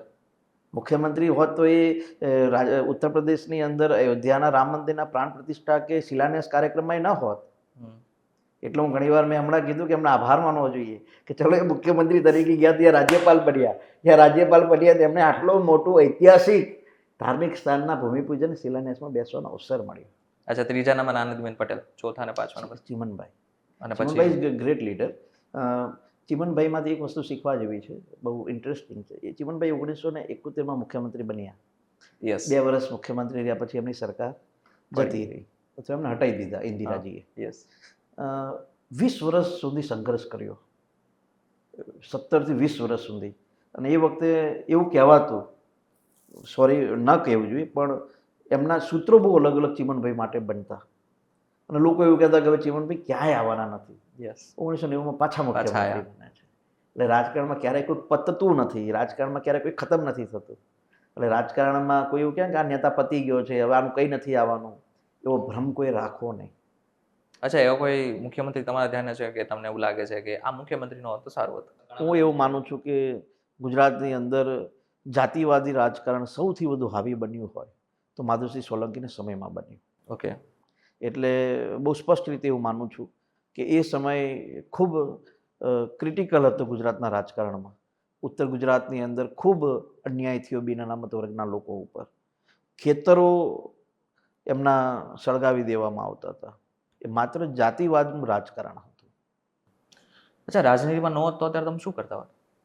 હું ક્રિકેટર હોત. હું એવું ક્રિકેટર હોત? યસ. હું અંડર-19 રમતો. તો અંડર-19 જ્યારે રમતો મહેસાણા તરફથી ડિસ્ટ્રિક્ટ રમતો. પછી જોગાનું જોગ સિલેક્શન ન થયું, પછી કોઈ આગળ અવસર ન મળ્યો. હું ગઈકાલે જ અમારા વિરમગામમાં નાઇટ ક્રિકેટ ટુર્નામેન્ટનું ઉદ્ઘાટન કરીને આવ્યો છું. બરાબર. ગઈકાલે જ્યારે વાત ચાલતી હતી આ પોડકાસ્ટ માટે, તો હું એ કાર્યક્રમમાં હતો. મારી વિરમગામ વિધાનસભાની 100 ટીમની નાઇટ ટુર્નામેન્ટ 1 મહિનો ચાલશે. કાલે ગુજરાતના 10 ધારાસભ્યોની હાજરીમાં એનું ઉદ્ઘાટન કર્યું છે. એટલે ક્રિકેટ તો આજ પણ લોહીમાં છે. રોજ રાત્રે 2 કલાક 1.5 કલાક વિરમગામ હોય તો ત્યાં બોક્સ ક્રિકેટ રમવાનું ટીમ મિત્રોને બોલાવીને. એટલે હું એવું માનું છું કે પોલિટિક્સમાં ન હોત તો ક્રિકેટર તો હોત જ. એવું નથી લાગતું કે આપણા દેશમાં ક્રિકેટને થોડીક વધારે પડતી હાઈપ મળી ગઈ છે?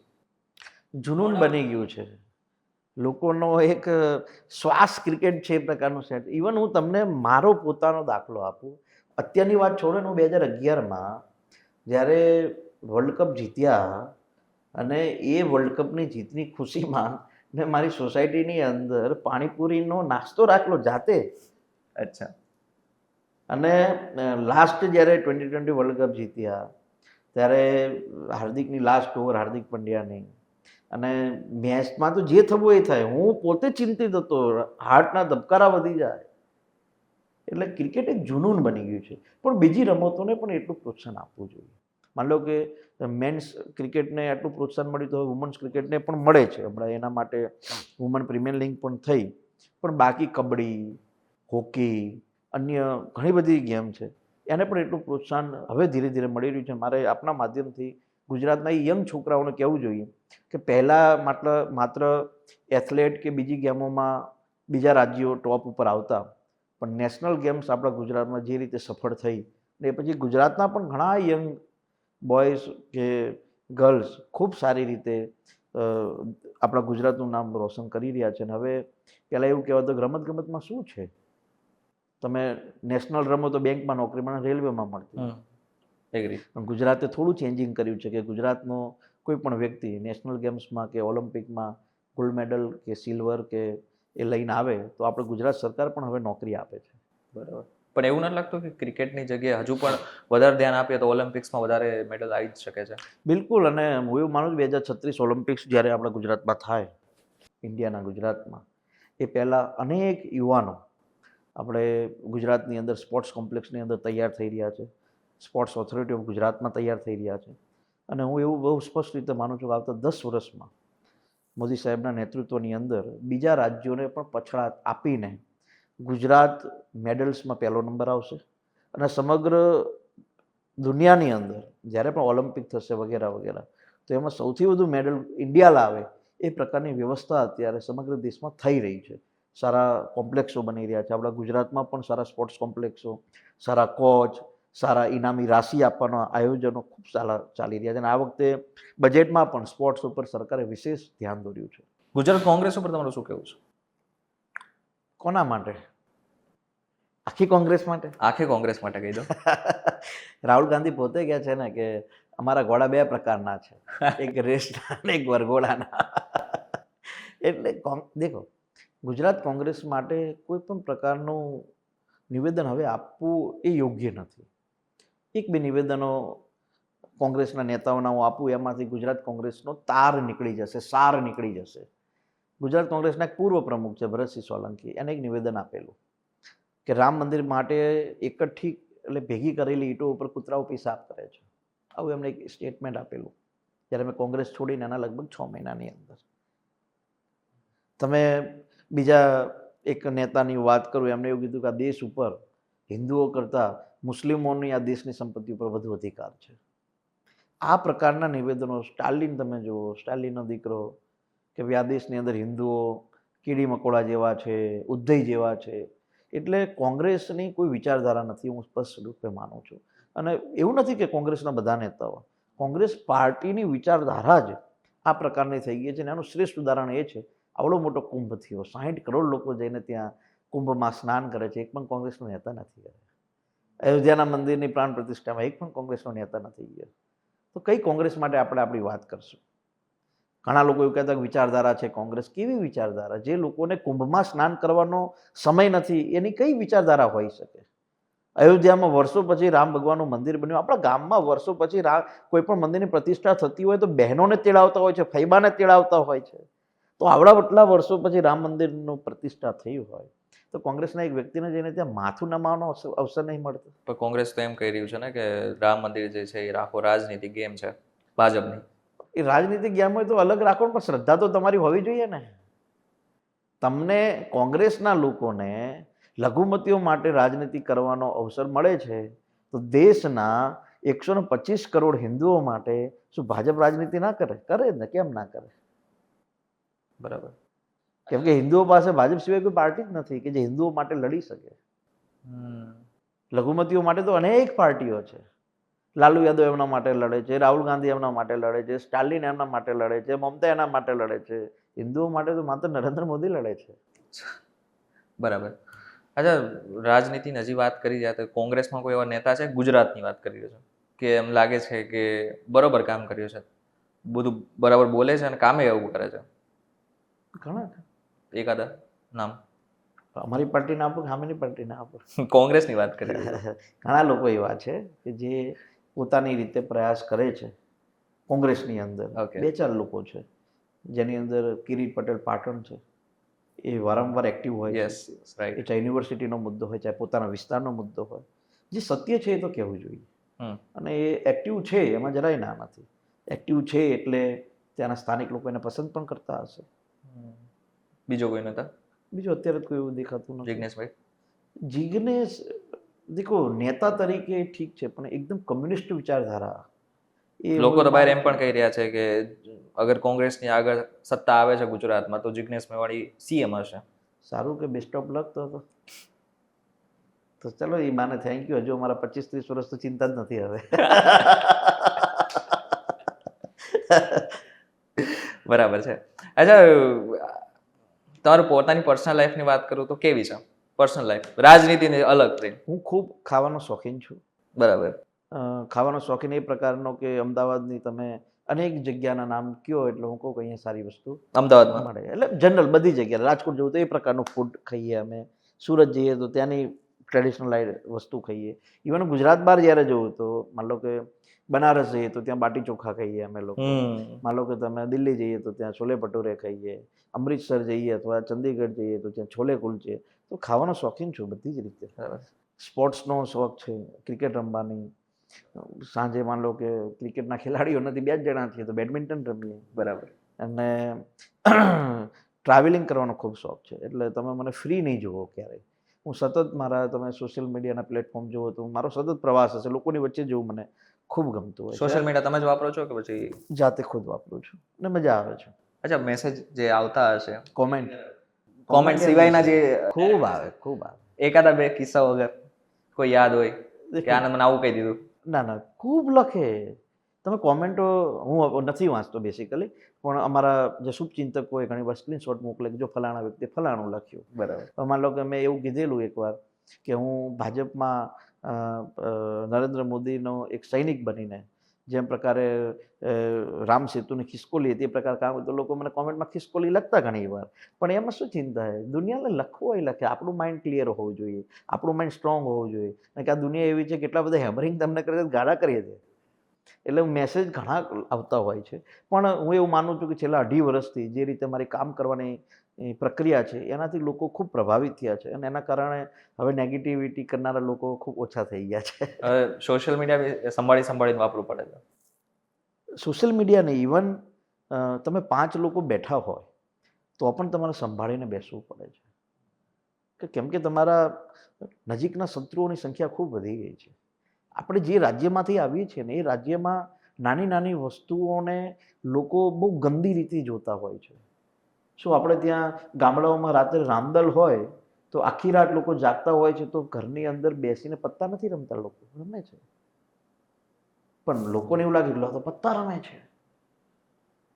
ગુજરાતનો 20% વર્ગ એવો છે કે જે વિદેશ ફરે છે, ગુજરાત બહાર ફરે છે, બધી જ રીતે શોખ પોતે રાખે છે, પણ છતાંય આપણે એને ખોટી રીતે જોઈએ છીએ. તો બીજા રાજ્યમાં જાઓ, આ પ્રક્રિયાને એકદમ નોર્મલ રીતે જીવાય છે કે શું રાજનેતાઓની પર્સનલ લાઈફ જ ના હોવી જોઈએ? તમે પત્તા રમો છો? શું? બિલકુલ. અમે ટાઈમ ફ્રી હોય તો પત્તા કોણ નહીં રમતું, મને એમ કહો છો? કોણ નથી રમતું? તમે સૌરાષ્ટ્રમાં જાઓ તો સાતમ આઠમમાં લોકો જુગાર થઈ જાય ને, પૈસા મૂકો એટલે. નહીં, બેસિકલી પત્તા રમવું અને જુગાર રમવું બે પ્રકારનો ફરક છે. તો તમે ઓનલાઈનમાં બધી રમી ગેમ રમો છો, જુગાર જ છે ને. તો સરકારે બેન કરી દેવી જોઈએ ગુજરાતમાં તો ખાસ. એકચ્યુઅલમાં એને બેન કરવાની જરૂર છે, કારણ કે બેસિકલી આપણી માઇન્ડની અંદર એ ગંદકી છે કે આ જુગાર છે. જુગાર શેને કહેવાય? જે બરબાદ થઈ જતો એની અંદર એને જુગાર રમ્યો કહેવાય, અને જુગારી કહેવાય. શકુની એ બધાને બરબાદ કરી દીધા, એને જુગારી કહેવાય. અગર રમી સર્કલની ને બધી વાત કરો, બિલકુલ ઓનલાઈન ગેમ બહુ ચિંતાનો વિષય. યંગ જનરેશન ખૂબ પરેશાન થઈ રહી છે, પણ કોને સમજાવશો તમે ઘરે ઘરે જઈને? સરકારે એ બાબતે ખૂબ ગંભીરતાથી ચિંતા પણ કરવી જોઈએ. બિલકુલ ના નથી પડતો. અનેક લોકો બરબાદ થઈ ગયા. યુટ્યુબ ખોલો એટલે કે હું 1 કરોડ રૂપિયા જીત્યા, આવી વાત આવી જાય, ને પછી પાછું લખે છે કે આ જોખમ છે, આમાં રમવું જોખમ લાયક છે, છતાંય દુનિયા રમે છે. સરકારને આના ઉપર ખાસ ધ્યાન આપવું જોઈએ. બિલકુલ આપવું જોઈએ, કારણ કે આવું નવું ચાલતું રહેશે તો કેટલા કિસ્સાઓ ઘણા બધા છે. પણ હવે શું કરીએ, શું કરીશું તમે? આ દેશની અંદર હવે ઇવન એવું જરૂરી નથી એવું માનતો કે હવે કોઈ દેશ જોડે તમારે યુદ્ધ કરીને એના હજારો લોકોને મારવાની જરૂર છે. કોઈ પણ દેશને હવે તમારે મારવો હોય તો તેને ગેમના લતે લગાવી દો, કોઈ પણ પ્રકારની આવી ગેમ લાવી દો જેની અંદર એનું આખું પરિવાર બરબાદ થઈ જાય. નાનકડો આપણી કોકીન મોકલી આપો તો આખું પરિવાર બરબાદ થઈ જાય છે. મારા અભિનંદન આપવા જોઈએ ગુજરાત સરકારને કે છેલ્લા 3 વર્ષની અંદર 80,000 કરોડનું ડ્રગ્સ આપણા ગુજરાતમાં પકડ્યું છે. પોલીસે ન પકડ્યું હોત તો આજે કેટલી યંગ જનરેશન બરબાદ થઈ હોત. એટલે ખૂબ ચિંતાનો વિષય ઘણી બાબતે છે, અને એ ચિંતાના વિષયમાં પણ સરકાર ખૂબ જાગૃત છે. અચ્છા, હું તમને ક્વેશ્ચન પૂછીશ એક લાઈનમાં, અથવા તો ફટાફટ તમારે જવાબ આપવાના. તમારું ફેવરેટ ફૂડ કયું છે? પાણીપુરી. પાણીપુરી અમદાવાદની કે પછી વિરમગામની? ઘણી ભજીયા ખવડાવો, સારી હોવી જોઈએ. આપણે જઈએ આજે. બિલકુલ. એક છે ને અહીંયા કારગિલ પેટ્રોલ પંપ પર લાઈન છે, ત્યાં એક એ યંગ છોકરો છે, ખૂબ સારી પાણીપુરી બનાવે છે, HDFC બેંકના કોમ્પ્લેક્સની બાજુમાં. મને નામ નથી ખબર, પણ ત્યાં હોય એટલે અમે ઊભા રહી જઈએ. બરાબર. અચ્છા, એક એવી હેબિટ કે જેના વગર તમે રહી જ નથી શકતા, આદત? મને પબ્લિક વચ્ચે વધારે રહેવાનું ગમે. માન લો કે હું ફ્રી હોય અને આજે માન લો કે હું અહીંયા આવ્યો અને 4-5 કલાક બેસી રહું એકલો, તો એમ લાગે કે કેમ આપણે પબ્લિકથી દૂર છીએ. હેબિટ એવી છે કે સતત લોકોને મળતું રહેવું જોઈએ. નશો કોઈ તમને? બિલકુલ નહીં. એકમ પ્રકાર? બિલકુલ. ગુજરાતમાં તો ફાકી ને મસાલા ને બિલકુલ નહીં. ક્યારેય નહીં. દાંત પરફેક્ટ. અચ્છા, એક એવી જગ્યા કે જ્યાં તમને જવું બહુ ગમે? મને ગોવા ખૂબ જવું ગમે, અને એ પણ ચોમાસાના સમયમાં. અચ્છા. મારા ફેમિલી સાથે ખૂબ જઉં છું, મારા મિત્રો સાથે જઉં છું, કેમ કે ચોમાસામાં સતત વરસાદ ચાલતો હોય અને દરિયા કિનારે મિત્રો સાથે બેસવાનો આનંદ છે. તમારી ફેવરેટ મૂવી? ઘણા બધા છે. એમાં હવે તો સાઉથના મૂવીએ તો બોલિવૂડની પૂરી રીતે ટક્કર મારી દીધી છે. એટલે જેટલા પણ નવા તમે ઇવન સાઉથના મૂવીમાં એક વસ્તુ એ સમજવા જેવી છે કે તેમાં કલ્ચર ખૂબ સારી રીતે મૂકતા હોય છે, જોઈન્ટ ફેમિલી. એટલે મને સાઉથના મૂવી મને જોવા ખૂબ ગમે છે. ઇવન જેટલા પણ છેલ્લા 2-3 વર્ષમાં, 4-5 વર્ષમાં જે પણ સાઉથ મૂવી આવ્યા, તો હું એને ઓલી ફર્સ્ટ કોપી જે વાયરલ થઈ ગઈ હોય તો ગમે ત્યારે ગોટીને ટેલિગ્રામ ઉપરથી જોઈએ છીએ. અચ્છા, બરાબર. અચ્છા, તમારે ક્યાંય રિલેક્સ કરવું હોય તો તમારો સૌથી ઈઝી રસ્તો કયો છે? મારું ઘર. ઘર. બરાબર. ઘરે હું એમ થાય કે આજે થાકી ગયા છીએ 4-5 દિવસ અને ઘરે જવું છે, તો એ 7-8 કલાકની ઊંઘ થાક ઉતારી દે છે. પોલિટિકલ કરિયરમાં ઇન્સ્પિરેશન, પ્રેરણા એક વ્યક્તિ આપતું હોય તો એ કોણ છે? તો પોલિટિકલી રીતે જ્યારે અમે આંદોલનમાં હતા ત્યારે એ આંદોલનની ભૂમિકામાં કેવી રીતે સંઘર્ષ કરવો, કેવી રીતે ટકી રહેવું, એનો શ્રેષ્ઠ રસ્તો હતો ભગતસિંહ. તો મેં એ વખતે ભગતસિંહને મેં ખૂબ ફોલો કર્યા છે, સરદાર પટેલને મેં ખૂબ ફોલો કર્યા છે. ખૂબ ફોલો એટલે તો મારી લાઇબ્રેરીમાં પણ ખૂબ પુસ્તકો છે. અને તમને નવાઈ સાથે એ કહું કે મેં ભગતસિંહની લગભગ 88થી વધુ બુકો વાંચી છે. મેં સરદાર પટેલની અનેક બુકો વાંચી છે. એટલે આંદોલન સમયે મેં સરદાર પટેલને, કેમ કે સરદાર વલ્લભભાઈ પટેલે ખેડૂત આંદોલનનું લીડ કરી હતી. ભગતસિંહે યંગ જનરેશનને જગાડવા માટે જે ક્રાંતિની શરૂઆત કરી હતી. અને લોકો એવું કહે છે કે ભગતસિંહે તો બોમ્બ ધડાકાની ક્રાંતિ કરી હતી. બિલકુલ ખોટી વાત છે. ભગતસિંહના વિચારોની ક્રાંતિ બહુ મોટી હતી. પણ તમે સરદાર પટેલની વાત કરો, સરદાર પટેલ તો ટોટલી અહિંસાવાળા માણસ હતા. તો અમે ક્યાં હિંસા માની? અમે ક્યાં કોઈ મારી નાખીએ છીએ? અમે તો ગાડી લઈને જતા હોય, ખિસકોલી બિચારી ગાડી નીચે આવી જાય. તમને નવાઈ સાથે કહું, એક દિવસ અમે એક્સપ્રેસ હાઈવે ઉપરથી જતા હતા અને અમારી ગાડી જોડે વાંદરાની ટક્કર થઈ હતી અને વાંદરો એક્સપાયર થઈ ગયો હતો. અમે ઘરે આવીને દીવો કર્યો તો સુંદરકાંડના પાઠ કરેલા અમે લોકો. એ પ્રકારના અહિંસામાં માનવાવાળા લોકો છે. પણ અનામત વખતે તો 10 કરતા એમાં અમે થોડી કર્યું છે. અમે કરી છે, અમે જઈને તોફાન કર્યા છે. જેવી ક્રિયા મળે એની પ્રતિક્રિયા થાય. બરાબર. ઇન્ડિયન પોલિટિક્સમાં, ભારતના રાજકારણમાં કંઈક બદલાવ લાવવો હોય તો તમે શું લાવશો, અગર તમારી પાસે સત્તા હોય તો? હું સૌથી મોટો સમગ્ર દેશની અંદર જો કોઈ પોલિટિકલ રીતે બદલાવ લાવવાનો મને જ્યારે સત્તા મળે તો યંગ જનરેશનમાં સૌથી મોટો બદલાવ 2 પ્રકારનો લાવી શકું. કે સમગ્ર તાલુકાની અંદર કે જિલ્લાની અંદર એજ્યુકેશનને સૌથી મોટો પ્રભાવ આપણે આપવો પડશે. કેમ કે કોઈ પણ પેઢીને કે કોઈ પણ સમાજને કે કોઈ પણ વ્યક્તિને બદલાવો હોય, એમાં બદલાવ લાવે તો શિક્ષા સિવાય આવી શકે એમ નથી. અને બીજો સૌથી મોટો બદલાવ કે ઇન્ડિયાથી બહાર જતા લોકોને રોકવા જોઈએ, કોઈ પણ ભોગે. કાયદેસર ને ગેરકાયદેસર બંને. જેવી રીતે કાયદેસર જાય છે તો એને એવી રીતે રોકવું જોઈએ. શું કામ જવું છે તારે? ઇન્ડિયામાં પણ તને એ અવસર મળી શકે છે, જે અવસર લોકો બહાર શોધી રહ્યા છે. વાત સાચી છે કે આપણે છે જ, પરંતુ આમ જોવા જાય તો બેરોજગારીના મુદ્દા તો આપણે ગુજરાતમાં જ ઉઠે છે. એનું ઉદાહરણ આપું એક. મારે વિરમગામ વિરમગામ વિધાનસભાના માંડલ અને બહુચરાજીમાં મારુતિ, હોન્ડા સહિતની નેશનલ મલ્ટીનેશનલ 87 કંપનીઓ છે. એ 87 કંપનીમાં 1 લાખ પર પ્રાંતીય નોકરી કરે છે. તો તમે એમ કહો છો બેરોજગારી છે જ નહીં? હું એ પ્રકારે નથી માનતો. તમે બિઝનેસ કરતા હોય, મારો પોતાનો બિઝનેસ હોય અને પછી હું સરકારી નોકરીની અંદર એપ્લાય કરું છું તો એને બેરોજગારી ન કહેવાય. એ મારો અલગ એટેમ્પ છે કે મારે ચલો સરકારી નોકરી મળે તો કરવી છે. ઘણા લોકો એવા છે કે જે સરકારી નોકરી છોડીને બિઝનેસ કરે છે. અને બધાને સરકારી નોકરી કેવડી જ મળશે ભાઈ? બધાને મળી જશે? ગુજરાતમાં 15 લાખ યુવાનો હોય તો 15 લાખ યુવાનો સરકારી નોકરી કે થોડી બધી રીતે મળી જશે. ઘણા યુવાનો એવા પણ છે જે પોતે પ્રાઇવેટ બિઝનેસમાં જાય છે, કોઈ પ્રાઇવેટ કંપનીઓમાં જાય છે. અને ગુજરાત એ પ્રકારનું રાજ્ય છે કે જ્યાં વ્યવસાયને સૌથી મોટું માધ્યમ બનાવવામાં આવ્યું છે. પણ છતાંય સરકારે સૌથી વધુ ભરતી છેલ્લા 2-2.5 વર્ષની અંદર પાડી છે અને એમાં અનેક યુવાનોને નોકરી મળે છે. અચ્છા, ગુજરાત અને બિહાર 2 એવા રાજ્યો છે કે જ્યાં સરકારી નોકરીઓ માટે મહેનત કરતા ઉમેદવારો બહુ વધારે છે. બિલકુલ છે. પણ એની અંદર એક બહુ સમજવા જેવી વાત એ છે કે હું તલાટી તરીકે નોકરી કરું છું અને માની લો કે તલાટી તરીકે નોકરી કરતો હોય ને કોઈ ક્લાર્કની ભરતી પણ આવી છે અને તલાટી કરતાં સારી ઓપોર્ચ્યુનિટી આમાં છે, તો તલાટીની પણ હું નોકરી કરું છું ને એમાં પણ હું ફોર્મ ભરું છું. એવો વર્ક પણ ખૂબ મોટો છે.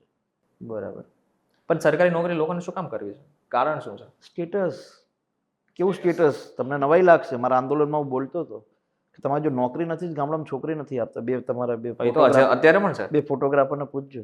પણ એ તો અત્યારે પણ છે ને. બધી જ હું એટલી જ વાત કરું છું ને, એટલા માટે જ નોકરી માટે લોકો કે ભાઈ નોકરી હશે તો. અને નવાઈની વાત એ છે કે જે છોકરીનું ફેમિલી છે એ એવું પણ પૂછે કે જમીન છે, પાછી છોકરીને ગામડે તો રાખવાની નથી. પટેલમાં સૌથી વધારે થાય છે. દરેક સમાજમાં આવી ગયો. પટેલ છે, ચૌધરી સમાજ છે, આહિરોમાં આવી ગયું, નાના નાના સમાજો જે ગામડામાં રહે છે બધામાં આવી ગયું. એટલા માટે શહેરીકરણ વધી રહ્યું છે ને ભાઈ. અચ્છા, બીજી કોઈ પાર્ટી ક્યારે જોઈન કરશો કે આમાં જ? અહીં અમારી પાર્ટી જ આ હતી. અમારી બોર્ડ પાર્ટી જ આ હતી. અમે તો એવી કઈ એવી ભૂલ દેખાઈ હતી કે જ્યાં કોંગ્રેસનો સહારો લેવો પડ્યો હતો? એ સમય આંદોલનની પ્રક્રિયા હતી અને આંદોલનની પ્રક્રિયામાં લોકોને એવું હતું કે ભાઈ ભાજપમાં જોઈન થઈએ તો આવું થાય તેવું થાય. તો કોંગ્રેસમાં જોઈન થઈને એ સમજ્યા કે નથી કોંગ્રેસ સમાજ માટે કંઈ કામ કરી શકે, નથી ગુજરાત માટે કંઈ કરી શકે, નથી સનાતન માટે કંઈ કરી શકે. તો એવી પાર્ટી કરતાં ભલે લોકોનો થોડો ઘણો વિરોધ સહન કરવો પડે, પણ જે ગુજરાત માટે વિચારતી પાર્ટી ભાજપ છે, જે રાજ્યનું વિચારતી ભાજપ છે, જે દેશ અને સાંસ્કૃતિક વિરાસતને મહત્વ આપતી ભાજપ છે, તો એમ જ જોડાવવું જોઈએ. ભલે થોડોક ટાઈમ લોકોનો વિરોધ સહન કરવો પડે, પણ આજે એ પાર્ટીમાં આવીને આટલું સારું કામ કર્યું તો એ જ વિરોધી એવું કે છે સારું કર્યું હાર્દિકભાઈ તમે અહીંયા આવ્યા તો આજે અમારું કામ થયું. બરાબર. એક કોઈ સુપર પાવર તમને મળી જાય તો શું કરશો? કેવો સુપર પાવર જોઈએ છે? તમને કોઈ સુપર પાવર કંઈ પણ આપી દે કે તમે કંઈ પણ કરી શકો. ખૂબ ઇન્ટરેસ્ટિંગ એક વાત છે. હું લગભગ છેલ્લા 4 વર્ષથી એવું વિચારતો હતો કે ભાવનગરથી તમારે સુરત જવું હોય તો ફરતા ફરતા હા, ફરતા જવું એક- પડે. તો મારી જોડે એવું કોઈ સુપર પાવર હોય તો જાદુ મંતર છું મંતર કરીને તો સરકાર જોડે વિશેષ એવું કોઈ બજેટ હોય તો ભાવનગરથી સુરત સુધીનો જે દરિયાઈ બ્રિજ બનાવવો જોઈએ.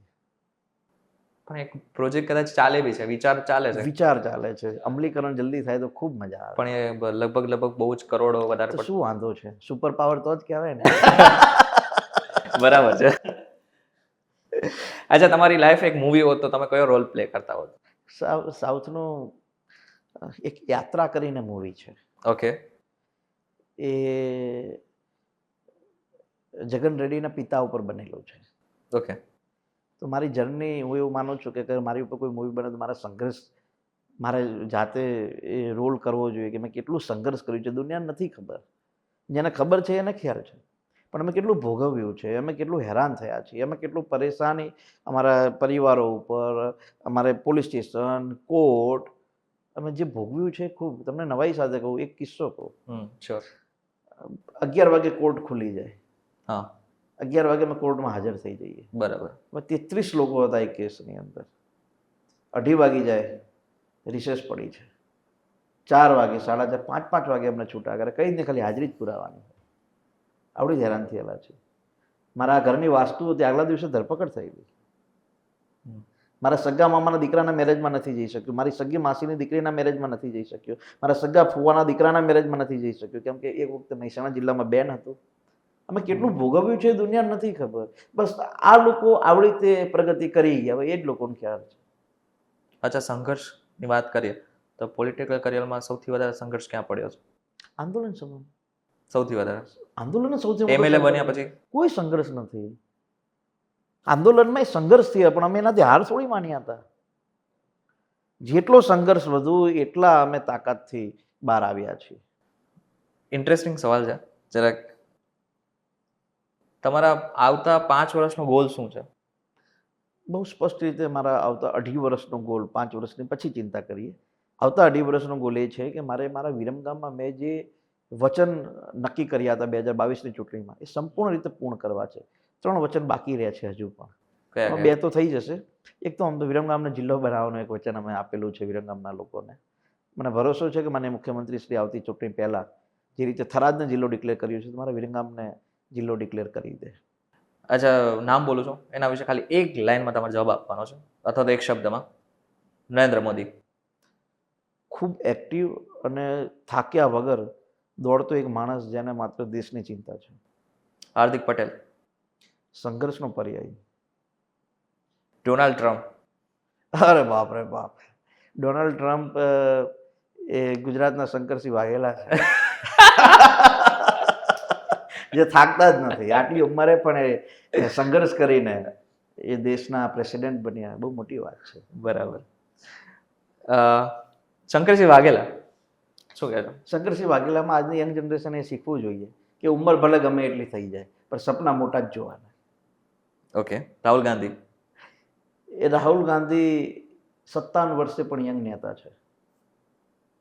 સોનિયા ગાંધી.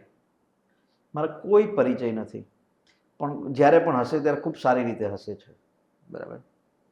લાસ્ટ, વિજય રૂપાણી. વિજયભાઈ સાથે હું માત્ર એકવાર પાર્લામેન્ટરી બોર્ડમાં હું મળ્યો હતો, પણ માણસ ખૂબ સારા છે. અચ્છા, સરદાર પટેલ વિશે તમારા વિચાર શું છે? સરદાર પટેલ વિશે મારા બહુ સ્પષ્ટ રીતે વિચાર છે કે તમે જે મક્કમ મને ધારેલું હોય કે આ કરવાનું છે, તો એમાં પોતાનો પણ પરિવાર વચ્ચે આવે તો એ પણ કરી જાણવાનું. અને એ જ વસ્તુમાંથી હું શીખ્યો તો મારા ફાધર 2015ની 25 ઓગસ્ટમાં જે તોફાન થયું એના 27મી તારીખે આવીને એવું કીધું હતું કે આ બધું બંધ કરી દે ને ઘરે આવતો રહે ને કે તું મરી જઈશ આમાં કે. અને મેં એવું કીધું હતું પપ્પા હું આવીશ ને આ પકડ્યું છે તો આ છોડવું નહીં પડે. મારા પપ્પાએ કીધું પેપરમાં લખી દઈશ કે તું મારો છોકરો નથી. મેં કીધું લખી જ દેજો. પણ આંદોલન વખતે એવું નહોતું લાગ્યું કે આ નહીં થાય આપણાથી, છોડી દઈએ? ક્યાંક તો એવું એક બિલકુલ નહીં. કઈ વખત નહીં. શું કામ છોડવું પડે? અમે અમારા માટે થોડું લડતા હતા. મારે જ ભણવાનું પતી ગયું હતું, મારી બેનને ભણવાનું પતી ગયું હતું. અનામતનો લાભ મળવાનો તો અમને થોડો મળવાનો છે. હવે તો અમે સક્ષમ બી બન્યા છીએ, અમે અમારા દીકરાને એ લાભ નથી આપવા દેવાના. અચ્છા, આંદોલનનો વિચાર સૌથી પહેલા ક્યારે આવ્યો હતો? 2014માં મારી બેનને 2014માં મહેસાણા ડિસ્ટ્રિક્ટમાં 12th આર્ટ્સની અંદર પહેલો નંબર આવ્યો હતો અને સ્કોલરશિપ નથી મળી અને સરકાર તરફથી એક ચેક મળેલો, જે ચેક પણ માઇનોર એકાઉન્ટ, માઇનોર મારી બેન હતી, બેંક એકાઉન્ટ પણ ન હોય, તો આવતીકાલની તારીખની લાસ્ટ ડેટ સાથે આજે ચેક મળ્યું તો ખાતું કેવી રીતે ખોલાવવું? જો એ જિલ્લામાં પહેલો નંબર હોય અને છતાંય આવી સ્થિતિ હોય તો સામાન્ય માણસનું શું થતું હશે? ત્યારથી આ શરૂઆત થયેલી. અને ત્યારે તો ખાલી મનમાં વિચાર્યું હતું કે આવું કંઈક કરીશું, એવું નહોતું કે ખરેખર આવું મોટું થઈ જશે. અચ્છા, બરાબર. અચ્છા, ગુજરાત રાજ્યની વાત કરીએ તો કાયદો અને વ્યવસ્થા તો એમાં કોઈ ડાઉટ છે નહીં, અને કદાચ દરેક ગુજરાતીને એના ઉપર ગર્વ પણ હશે.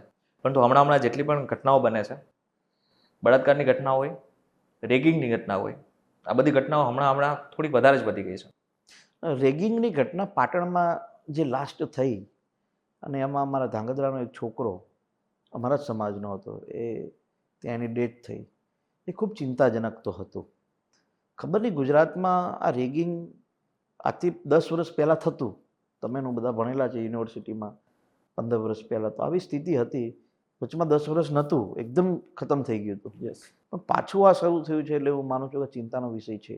શું કામ થયું એની પાછળનું એક કારણ પણ એ કહું, કેમ કે હવે ગામડાનો ખેતી કરતા બાપનો દીકરો હોશિયાર થઈને સારી કોલેજોમાં એડમિશન લીધા, એટલે ત્યાં જે બિગડેલી બાપકી ઓલાદ જે છે ને, એ લોકો આવા નિર્દોષ માણસ જેને બિચારાને કપડાં પહેરવાની ખબર નથી, કેવા પહેરવા જોઈએ, કેવો બૂટ લાવવો જોઈએ, પેલા જોડે રીબોકના બૂટ છે, પેલા જોડે સારી કંપનીના બૂટ છે, સારા ગૂગલ્સ પહેરીને આવે છે. આ માણસ નિર્દોષ છે, એટલે પેલા મજબૂત માણસો કમજોરો ઉપર અત્યાચાર કરે છે. અને આ ગામડાનો કમજોર માણસ અત્યાચાર સહન નથી કરતો, ઘરે કહી ના શકે, કેમ કે બાપાએ આટલી મહેનત એના પૈસા ભરીને ભણાવતા હોય, એટલે છેલ્લે બિચારો જીવનથી છુટકારો લઈ લેતો હોય છે. એટલે ચિંતાજનક વિષય તો ખૂબ છે. અને જે ઘટના બની છે, ખરેખર કોઈ પણ વ્યક્તિ જોવે વિડીયો તો રૂવાડા ઊભા થઈ જાય. એ વિડીયો જોવા જેવો તો બિલકુલ નથી. બિલકુલ. હમણાં 2-3 દિવસ પહેલા પણ એક ધંધુકાનો એક વિષય આવ્યો છે, એક હોસ્ટેલની અંદર. યસ. એ વિડીયો જ મેં જાહેર કર્યો હતો. અમારા જિલ્લા LCB PI મેં જ મોકલ્યો હતો, મને એક છોકરાએ મોકલ્યો હતો કે આવું થયું છે. એવું નથી લાગતું સોશિયલ મીડિયાની પાછળ સૌથી વધારે જવાબદાર છે? ખૂબ. શું કરો, સોશિયલ મીડિયા ઉપર બેન તો તમે કરી નહીં શકો. ચાઇનાએ કર્યું, કોરિયા વગેરે દેશો કરી રહ્યા છે. ખબર નહીં આપણે ત્યાં કેવું છે ખબર કે હું તમને પસંદ નથી તો તમારા બેડમાં પણ જઈને ઝાંકવું, એવો મારો પ્રકાર, મારો વ્યભિચાર થઈ ગયો છે. હું એવું દરેકની વ્યક્તિગત જિંદગીમાં ન પડવું જોઈએ. બરાબર. કેમ કે તમે પડશો તો પછી એ પણ પડશે તો તમે બરબાદ થઈ જશો. બરાબર. અચ્છા, પ્રધાનમંત્રીને ક્યારે મળ્યા? હું એક જ વાર મને પ્રધાનમંત્રી, આમ તો 2-3 વાર કાર્યક્રમોમાં મળ્યું, પણ એકવાર ખૂબ નજીકથી 2022ની ચૂંટણીમાં બાવળામાં અમારી એક રેલી હતી, ત્યારે સ્ટેજ ઉપર સાહેબને મળ્યા હતા. સાહેબે એકદમ બ્લેસિંગ આપ્યું હતું કે ચૂંટણી જીતીજો અને મારી શુભકામનાઓ છે. નહીં, પછી અહીંયા ધારાસભ્યોને જ્યારે ગાંધીનગર મળ્યા ત્યારે પણ મળ્યા હતા, તો એમના વિચારો સાંભળવાનો અવસર મળ્યો હતો. પણ 1 to 1 નથી મળ્યા, પણ અમિતભાઈ સાથે મળતા હોઈએ છીએ. અમિતભાઈ એ ખૂબ માર્ગદર્શન પણ આપતા હોય છે. અચ્છા, આ પોડકાસ્ટનો છેલ્લો પ્રશ્ન હશે મારો. અમિત શાહ, આમ જોવા જાય તો એક એવા નેતા છે કે જેમની જે ઇન્સ્પિરેશન છે, બધા લોકો જે નેતા તરીકે આગળ વધવા માંગે છે એ લેતા હોય છે.